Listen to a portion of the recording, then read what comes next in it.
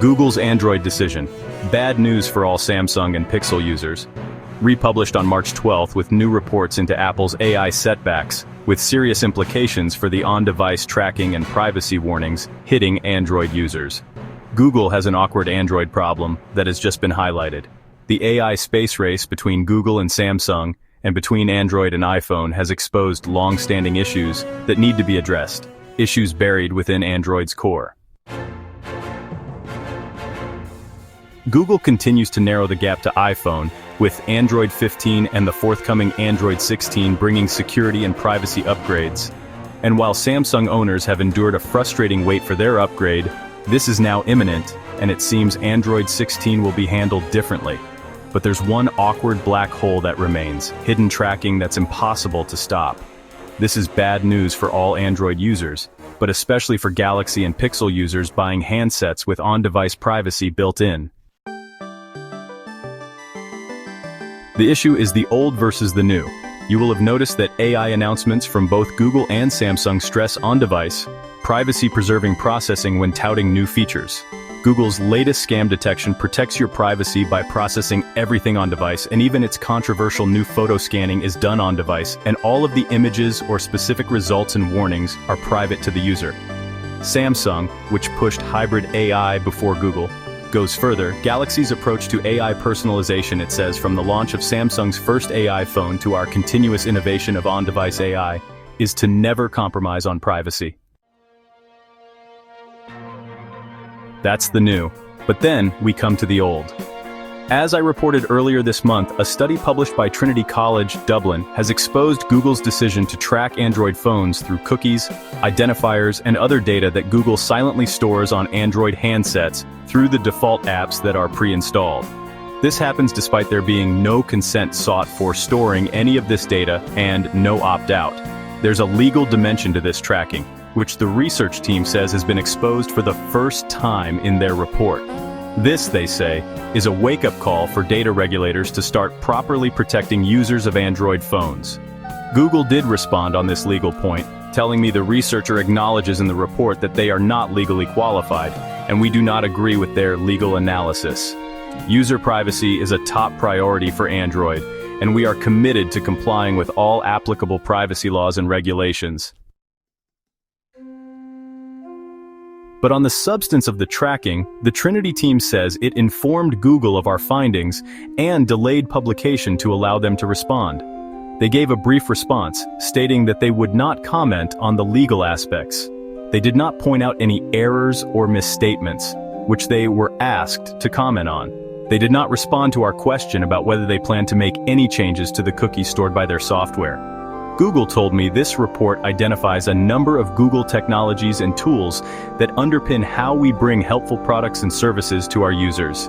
There is nothing to suggest the decision to maintain this on-device tracking is to be revisited given these concerns. As things stand, the claims remain unaddressed. When you add to this the decisions to delay the deprecation of cookies in Chrome, and equally controversially to resurrect digital fingerprinting, you start to see a pattern. Despite the focus on on-device AI processing, the basics have not changed.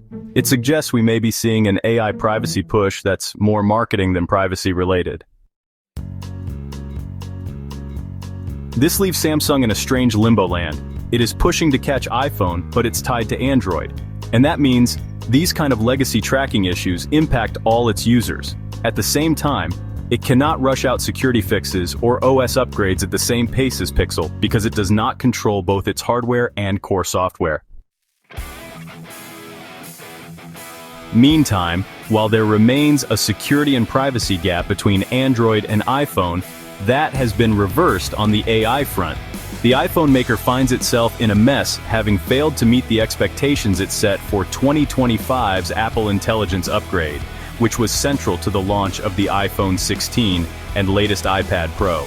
And that will take the focus away from the security and privacy differences and new warnings.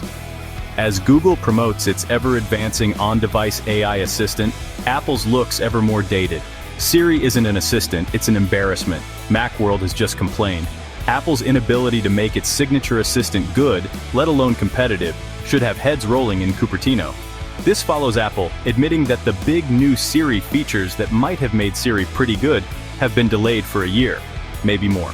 In the meantime, we don't see any reason to believe that Siri won't continue its pitiful pace of improvement that has left it miles behind its AI competitors. Apple made AI privacy with on-device processing and its secure cloud enclave the central theme of its offering, a differentiator to Google and Samsung. With Apple yet to make this work, there is no viable, more secure alternative to the Google-led Android AI.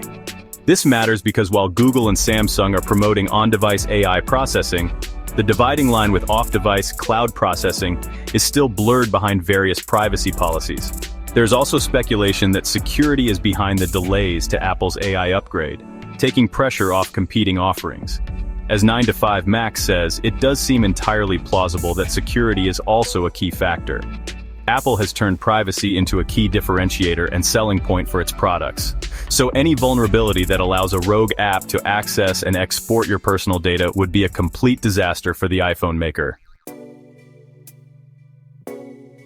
And so here we are instead. While this remains fresh news, it does have the potential to turn the Android versus iPhone debate on its head. The longer there's no viable AI alternative on iPhone to Google's full Gemini advances, the more the focus falls away from security and privacy, given the feature differentiation. None of this changes the fact we need transparency and clarity as to what is being done on device, how and by whom. It would be good to see a thorough review of the hidden tracking taking place without consent or opt-out. That means silent Android tracking and digital fingerprinting. It would be good to see default opt-outs introduced across the board. Absent that, each of those on-device marketing messages may need an asterisk.